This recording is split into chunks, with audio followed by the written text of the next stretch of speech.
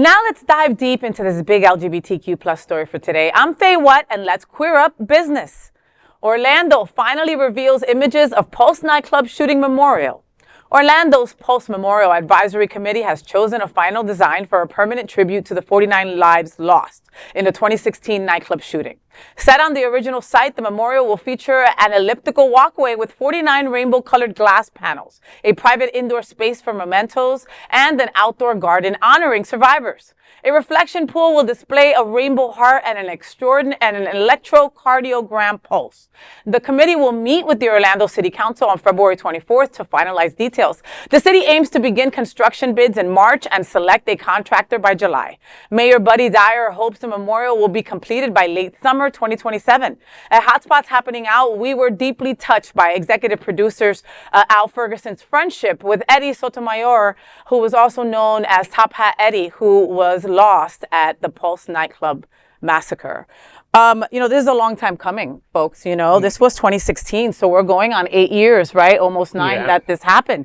And there's been so much speculation about what the Pulse Foundation has done. That the Pulse Foundation had to fold, that they had that they had raised a lot of money in those years, but had used 17 million of it or 11.5 million of it for just expenses and stuff that they had to pay over the years, etc. But survivors and families and people had been waiting to see, when is this memorial coming? I was one of the people that actually thought that it might never happen, right? Because of just all the push and pull, the city getting involved, etc. They were thinking of maybe moving the memorial somewhere else, which I really think wouldn't have been the best idea, being that was where these 49 lives were lost. And that's where it should be. We've got to make a point that most of the people that were killed at the Pulse massacre were Latinos also, and we think of them every year when the anniversary comes. This is a step in the right direction, right? I'm hoping, these are plans for this to happen. Now I want to see the ground broken, and I want to get this started to see something happen. They're saying by summer 2026. That's expecting a lot in a short period of time from my seat. It's going to be one of those things that hopefully government will not be inefficient about it. I mean, if the city is going to do it, my fear is that Tallahassee is going to try to interfere. They're going to try to say, don't build memorials because of the gay part of it, you mean? Well, or the Latino part. Take your pick. Very true. These days, either one can go. Ron DeSantis want to basically deport everyeveryone, but Florida legislature is like, I need farm workers and construction workers and waiters. And they bounce back, they push back, and but for the spirit of the memorial, I think the sculpture is really nice. I think the reflecting pool and the elliptical walk, that looks great.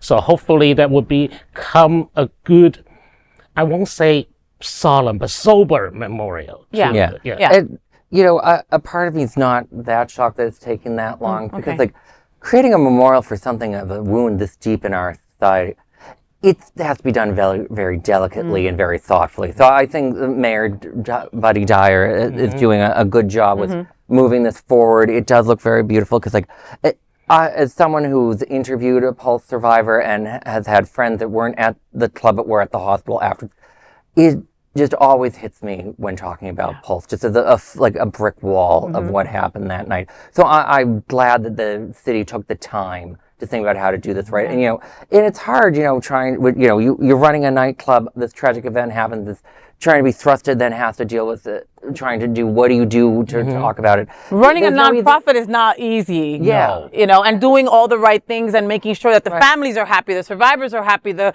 county is happy, the country is happy. That's a lot. It's a huge weight, and there is no right answer of how to respond to something like this in society. And I read somewhere that for a certain group of people, the Pulse nightclub massacre is like our 9/11, for the LGBTQ community. So I could imagine. I get goosebumps right now. I hope this memorial happens, because I could see us going there to pay homage to people that we have lost aside from Pulse. Just because of all the stuff that's going on in LGBT. I'm glad you referred to sort of like our 9/11, because I remember that day. I was living in DC. I'd never been to Florida.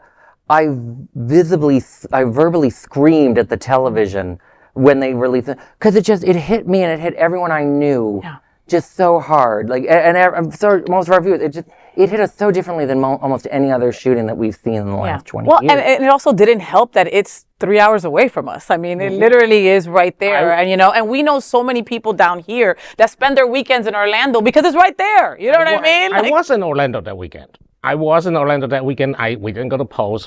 My husband and I, well, actually back then my boyfriend and I were Disney adults, so we're on the other side of town. But when we were leaving, we heard about it when we were leaving the next morning. And wow. It was just gut-wrenching. It was awful. But I mean, I wasn't there, so I'm not going to like insert myself into the survivorship thing. No, not like many people have. Yeah. You know, many people, like you hear across the board, I was there or I was in the vicinity. Bitch, you weren't. You know what I mean? Like if you were affected, this memorial is for you, you know, and this is the brainchild of someone thinking of you, thinking of folks that survived, thinking of those that we lost. I really hope that this happens by summer 2026. We're going to send all kinds of good vibes. And if it doesn't happen, you will hear it here. On Queer News Tonight. We will call it out right here on Queer News Tonight. So that is the big LGBTQ story for today. There is no other queer nonprofit media platform like this in the entire world. Support our LGBTQ stories by subscribing and sharing Queer News Tonight.